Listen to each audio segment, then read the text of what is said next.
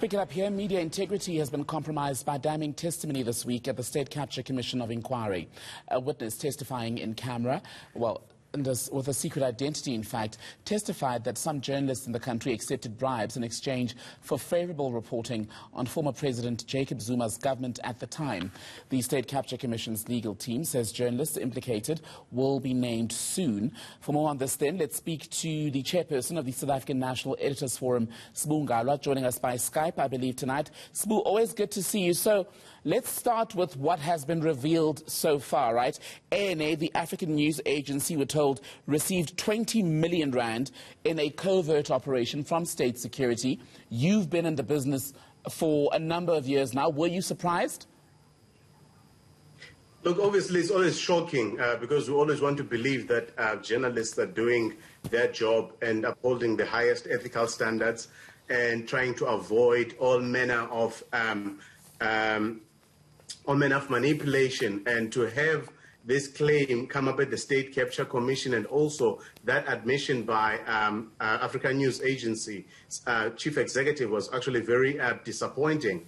And I must say, in fact, that is why we are saying that actually it's not enough to just for the company to just say that they were given money to train analysts and interns. I mean, a logical question is, what kind of interns does state security send to African countries?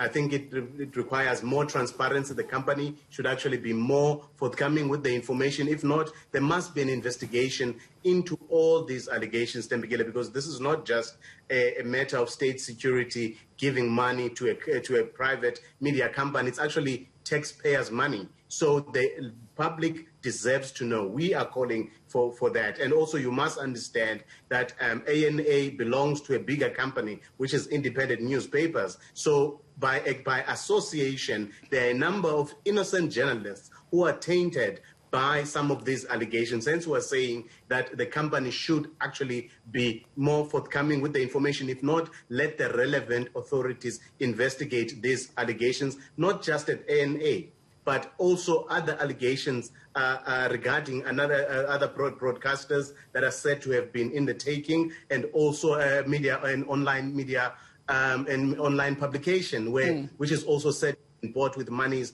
that came from the SSA. ANA, I beg your pardon, says that the 2016-2017 contract with the State Security Agency was to provide multimedia training for analysts and interns, and of course to carry these positive stories about the government at the time.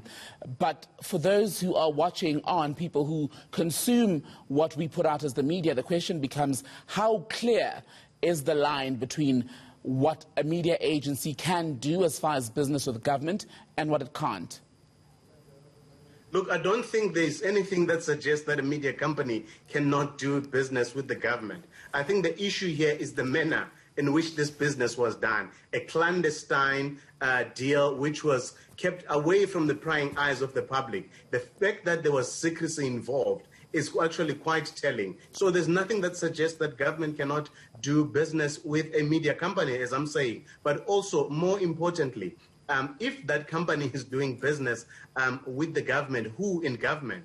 SSA is a state security agency. And if you go back to the evidence that was heard on Monday from the former Minister Sidney Mfamadi, he says that ANA was formed as a front for a state security agency. And that is actually quite a shocking claim, although the company denies it. But then you see things like the fact that ANA started closing some of its bureaus, or so-called bureaus, in 2018. What happened in 2018? Soon after the ANC's NASREC conference. So there are the kind of things that do not make sense, that still need to be ventilated. And we had Advocate Pretorius, who is the evidence leader at the commission, saying that they do have names of some journalists who were on the payroll of the State Security Agency, and that they will wait until those journalists have been given the necessary notifications. As you know, Thembekile, that if your name is to be mentioned at the commission, that the commission gives you a notice to say, hey, just to flag that. So that will be happening, and we are saying,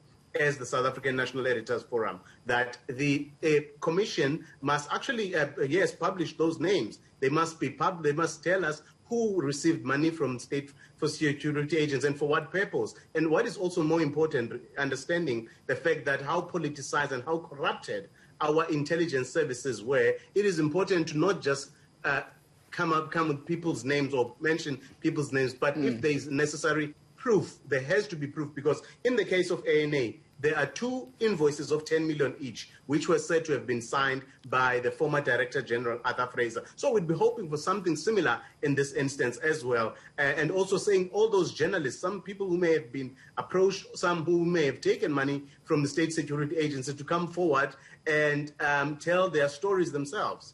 Quite important to stress also that among the journalists that are going to be receiving these notices, that they are due to be implicated in the coming days at the inquiry. We understand that list is likely to extend beyond ANA, so a number of other media houses likely to be affected is the sense we're getting. But how damaging do you, as the National Editors Forum, think this is going to be for the credibility of the South African news and journalism industry? Because we know there is already quite a significant dent in how we are viewed by the public. Thembekile, it certainly is damaging for the credibility of the media industry in South Africa. Remember that these allegations or these claims come at a time when actually our reputation, in fact, our reputations and credibility as the industry has already taken a knock. And given the fact that there is what we've always understood and identified as journalists and media houses, the growing gap or the trust deficit between ourselves and the audiences. So as a result of some of the weaknesses that we've always known, remember, just 2 weeks ago, we released as the SANEF the Sexual Report. That was the report into media ethics and credibility, which we commissioned as the Editors Forum, chaired by Judge Kathy Sexwell, which looked into some of these issues, some of these poor ethical conduct in newsrooms and ethical lapses, and what those, how those impact our profession. So we already at a point we were sitting with some of the recommendations from the judge, which we are supposed to share, which we have shared with all media houses actually. And what we are hoping to do is that let us then have frank discussions about the state of our newsrooms, the state of the media in South Africa, so that we can be able to chart a way forward. Because remember, the issue before us and the big threat to the media is not just politicians trying to influence us. It is actually the sustainability of the industry, because we have shrinking newsrooms, low revenues, and small publications closing down, which actually curtails our ability to do our work as journalists, and also as part of the overall project to advance our democracy. So at the end of it, we need to have a media industry that is sustainable beyond this period. But I think we have to go through, these are necessary pains, but we need to clean up, we need that information, and those who have been paid by State Security Agency or by anyone else, if those allegations come up, let them be investigated and let those individuals be exposed. Sibonga, editor or chairperson, in fact, of the South African National Editors Forum. We're all waiting to see who's on that list. Thank you for your time tonight.